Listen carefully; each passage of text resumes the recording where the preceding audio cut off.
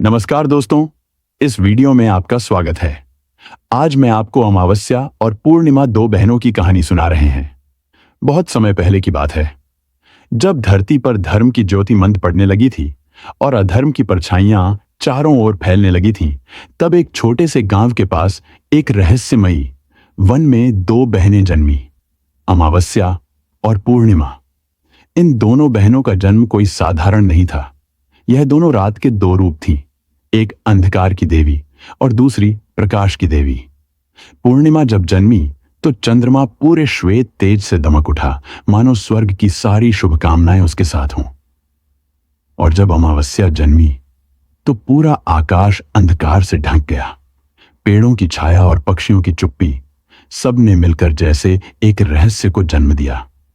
लोग कहते हैं दोनों बहनें जंगल की एक गुफा में एक दिव्य साधु के पास पली बढ़ी। साधु ने उन्हें ज्ञान दिया, तप की राह दिखाई, बट उनके स्वभाव भिन्न रहे। पूर्णिमा को प्रेम था उजाले से, शांति से, भक्ति से, और अमावस्या वो चुप रहती थी, लेकिन उसकी आंखों में एक रहस्य पलता था, कुछ ऐसा जो समय आने पर ही खुल सकता था।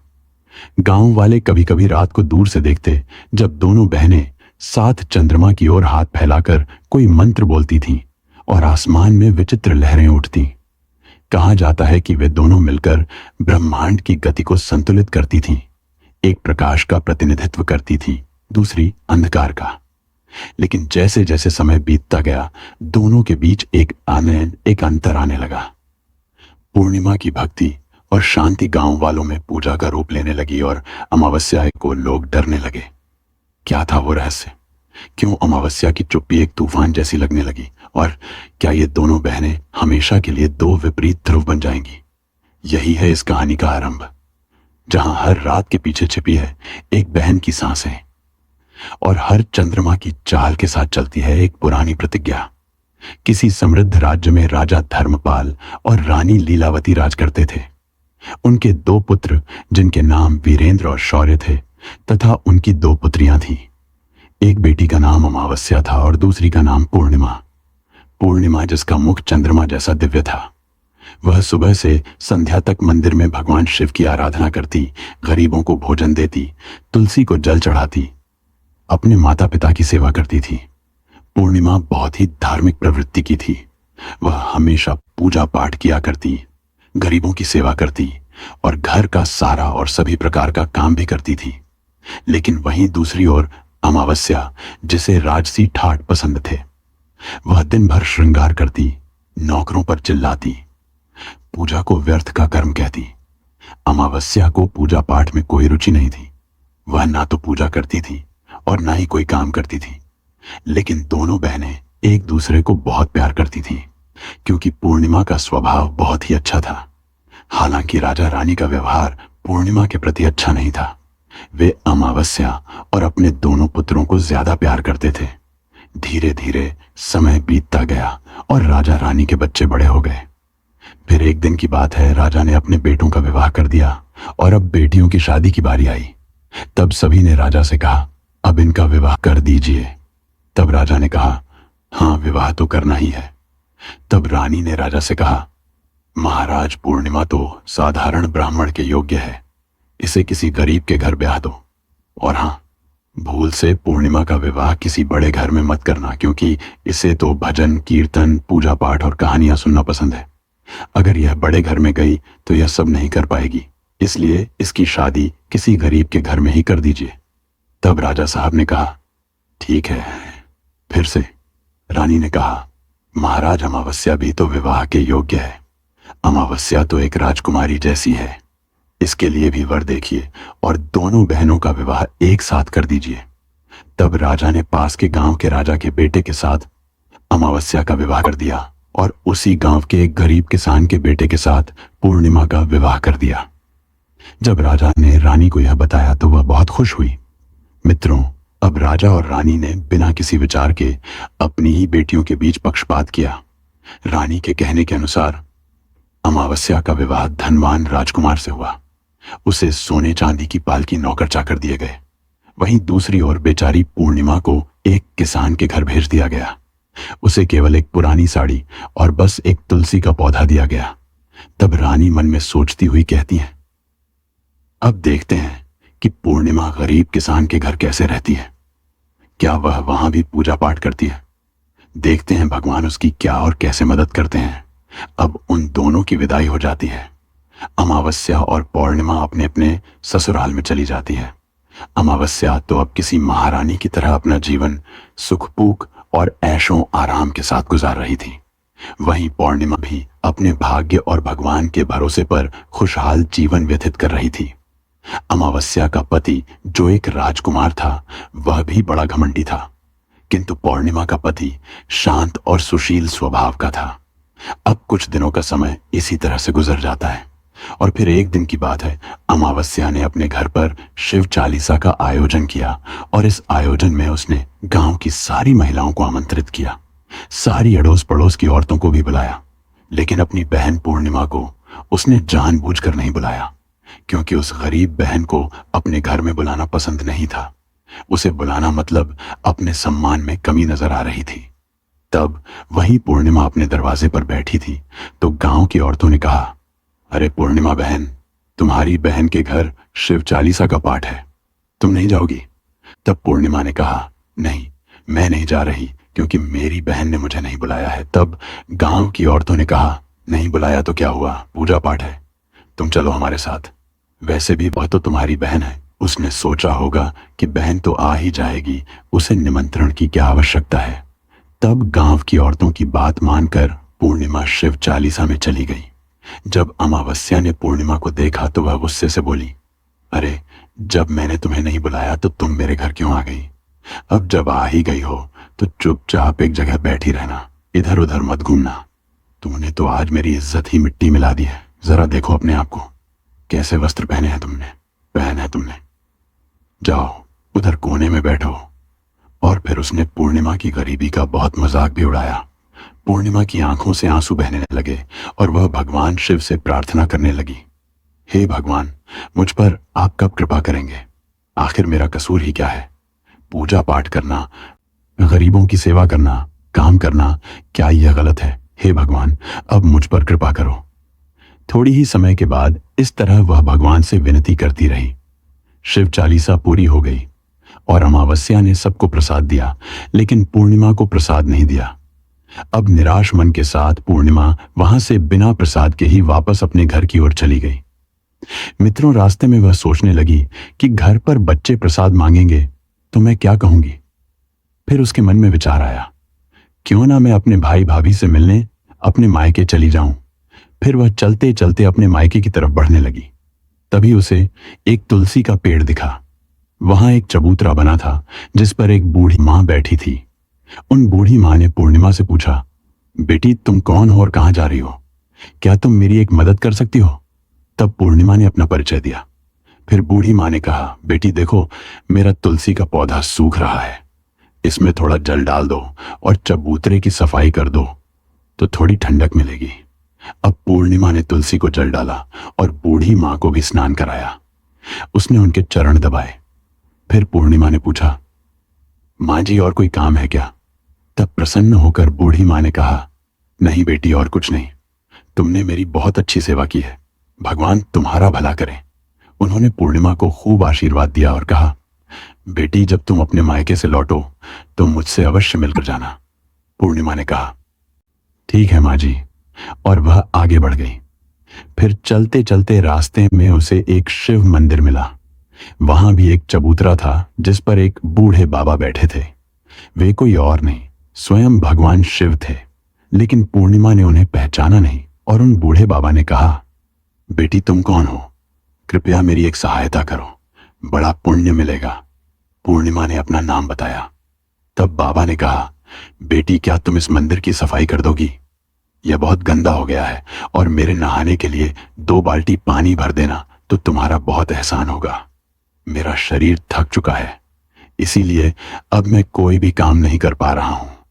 तब पूर्णिमा ने मंदिर की सफाई की, भगवान शिव की पूजा की और बाबा के लिए पानी भर दिया। फिर वह आगे बढ़ गई।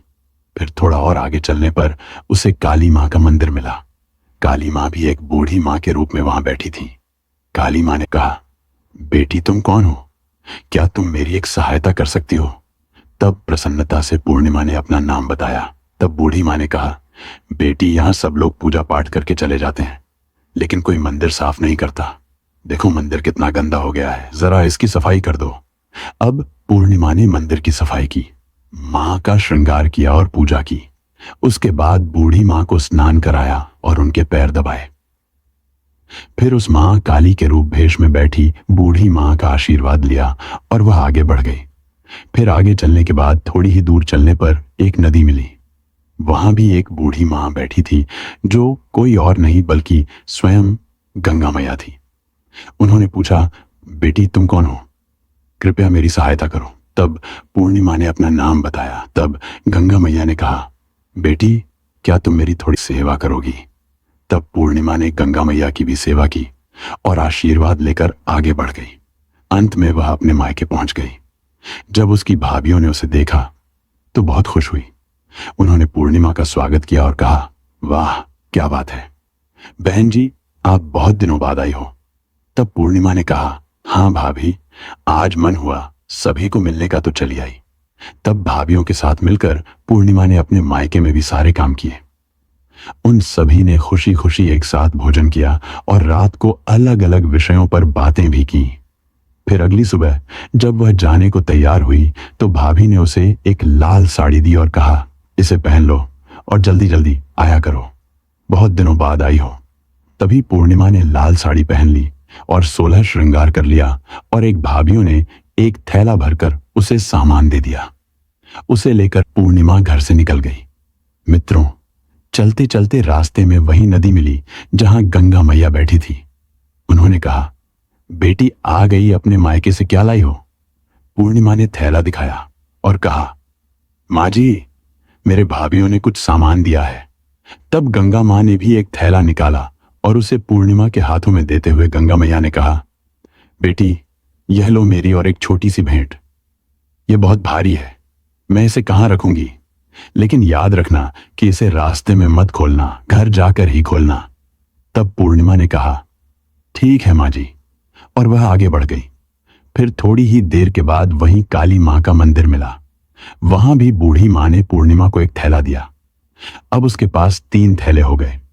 फिर आगे बढ़ने पर वहीं शिव मंदिर मिला। वहां भगवान शिव ने भी उसे एक थैला दिया।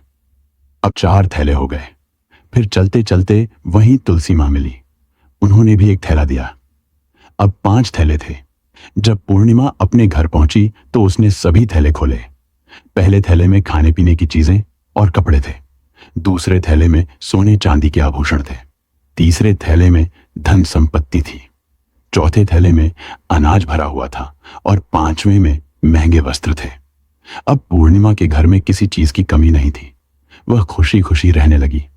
फिर एक दिन पूर्णिमा ने सोचा कि क्यों ना मैं शिव चालीसा का आयोजन करवाऊं, और उसने शिव चालीसा रखी और सबको बुलाया।